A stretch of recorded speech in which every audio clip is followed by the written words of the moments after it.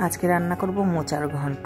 তোমরা তো অনেকেই চিংড়ি মাছ দিয়ে মোচা খাও, আজকে একদম নিরামিষভাবে মোচার ঘন্ট তৈরি করব। দেখো, আলু কেটে নিয়েছি, মোচা সিদ্ধ করে নিয়েছি, ডাল বাটা, মটর ডাল হোক ছোলার ডাল হোক বাটলেই হবে, নারকেল কোড়া, ছোলা ভেজানো, আদা জিরে পেস্ট, কড়াইতে তেল দিয়ে দিলাম,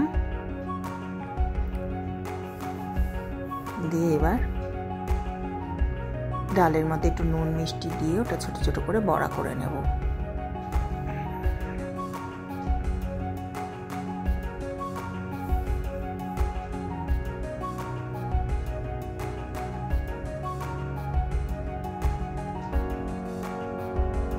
ছোট ছোট করে বড়া করে নিচ্ছি সব ডালটা।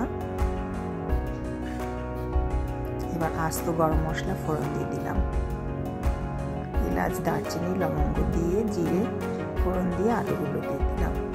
আলুটা একটু ভাজা ভাজা হবে।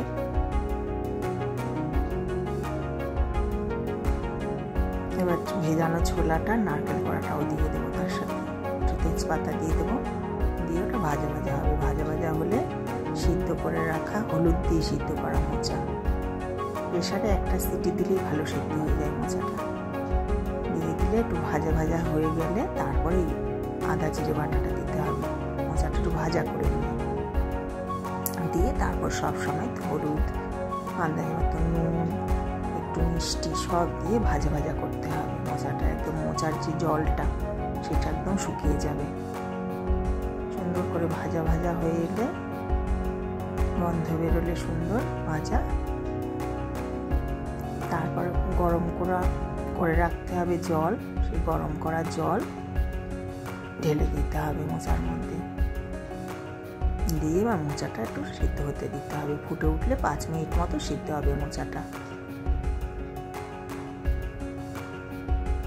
এবার বড়াগুলো দিয়ে বড় করে 1 চামচ ঘি ছড়িয়ে দিয়ে এবার একটু জলটা টানাতে হবে।